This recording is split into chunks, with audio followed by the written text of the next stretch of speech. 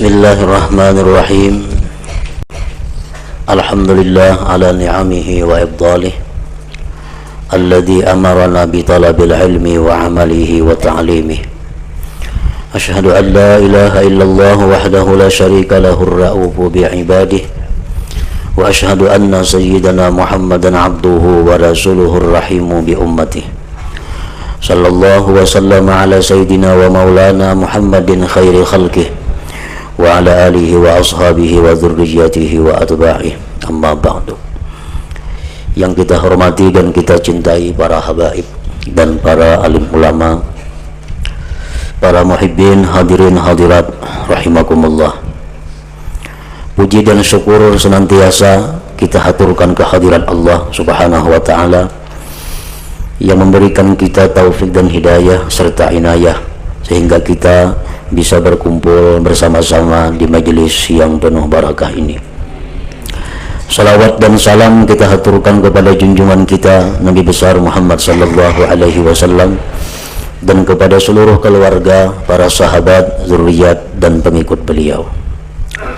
Para muhibbin rahimakumullah, setelah kitab Arba'in Nawawiyah kita selesaikan dengan membaca sebanyak 42 hadis.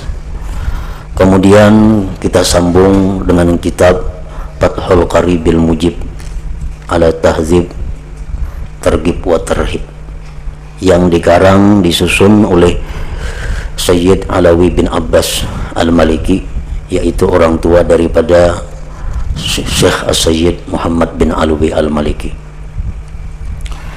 Kitab Targhib wa Tarhib ini adalah berisi tentang dorongan-dorongan kepada kita untuk melakukan berbagai macam amal kebaikan, dan juga berisi perhatian dan peringatan serta kabar-kabar yang menakuti tentang orang-orang yang melakukan berbagai macam kemaksiatan dan kezaliman.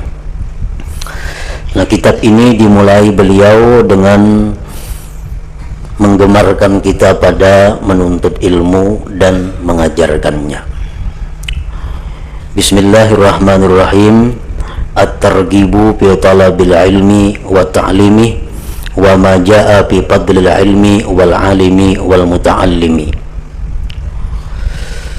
Ini menggemarkan pada menuntut ilmu dan mengajarkannya, serta sesuatu yang mendatang daripada hadis-hadis Rasulullah sallallahu alaihi wasallam dan asar sahabat tentang keutamaan ilmu, keutamaan orang yang berilmu dan para penuntut ilmu.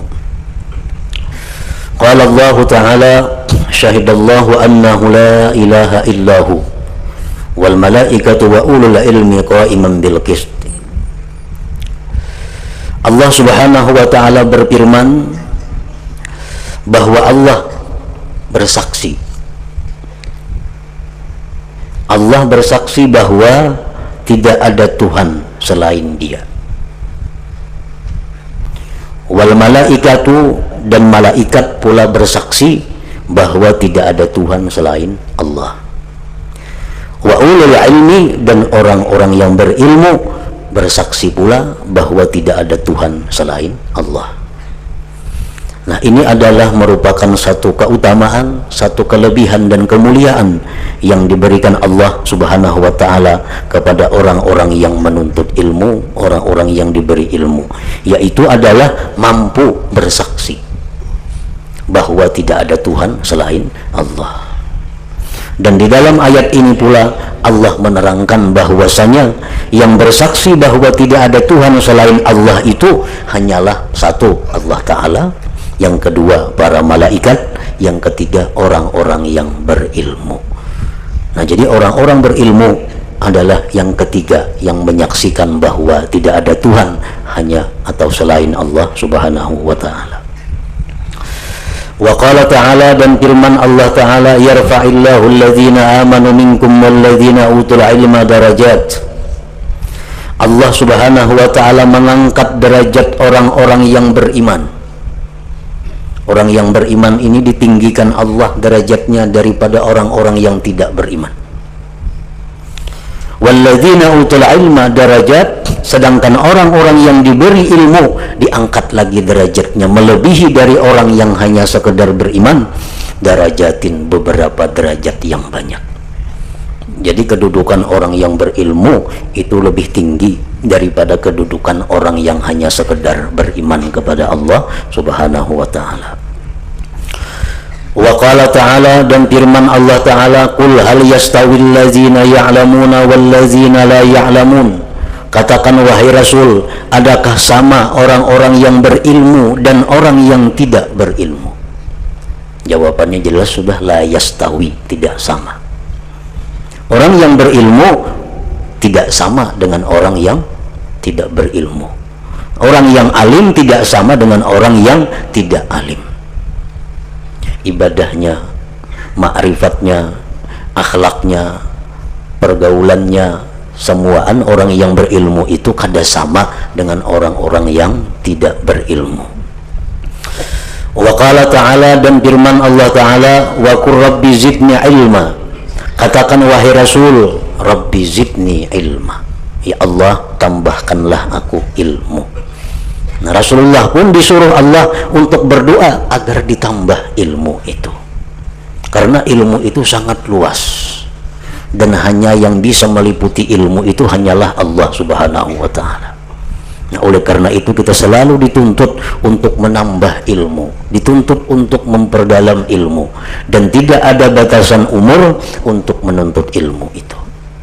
Rasulullah SAW menyatakan, yang artinya bahwa menuntut ilmu itu mulai dari asuhan buayan sampai ke dalam kubur, artinya mulai lahir sampai mati.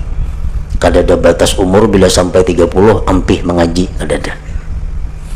Bila umur 40 tahun tamat menuntut ilmu, kada ada. Mulai lahir sampai kita mati itu adalah masa di mana kita disuruh selalu untuk menambah ilmu pengetahuan. Wa qala ta'ala, dan firman Allah ta'ala, wa la takum minkum ummatu yad'una ilal khair wa ya'muruna bil ma'ruf. Hendaklah ada daripada kalian itu satu golongan yang mengajak kepada kebaikan dan menyuruh dengan kebaikan. Mengajak kepada kebaikan, menyuruh kepada kebaikan, tentu orang yang mempunyai ilmu pengetahuan.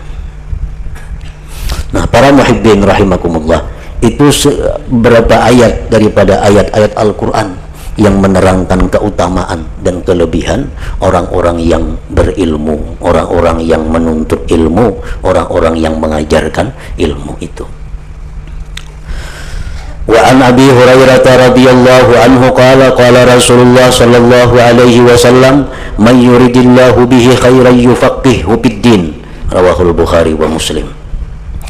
Rasulullah bersabda, barang siapa yang mana Allah menghendaki dengan orang itu baik, Allah pahamkan dia pada agama. Orang yang dikehendaki Allah menjadi orang baik, Allah beri orang ini pemahaman agama. Artinya Allah bukakan orang ini hatinya, Allah mudahkan orang ini untuk menuntut ilmu agama. Itu tanda orang yang dikehendaki Allah baik. Nah, sebaliknya hadis ini memberikan paham kepada kita, orang-orang yang tidak dikehendaki Allah baik, orang ini ditutup hatinya menuntut ilmu. Orang ini kada dimudahkan untuk belajar agama. Orang ini selalu disibukkan dengan urusan-urusan duniawinya, sehingga hilang waktu, hilang kesempatan memperdalam agama. Nah, berarti ini orang dikehendaki Tuhan tidak baik. Para muhibbin rahimakumullah, hadis ini oleh yang mensyarahkannya menjelaskan bahwa hadis ini adalah merupakan kabar gembira kepada orang yang menuntut ilmu, dan bahwa hadis ini adalah menunjukkan bahwa orang yang menuntut ilmu itu matinya dalam keadaan husnul khatimah. Hadis yang mengatakan mayyuridillahu bihi khairan yufaqihu fiddin. Bila mana hati kita ini terbuka menuntut ilmu agama, dan kita dimudahkan Allah untuk memperdalam ilmu agama, selalu mendapat kemudahan-kemudahan belajar ilmu agama. Ini satu isyarat bahwa mati kita husnul khatimah. Satu tanda bahwa ini jalan kita adalah untuk mati dalam keadaan baik. May yuridillah bi khairan yufaqihu fiddin. Rawahul Bukhari wa Muslim.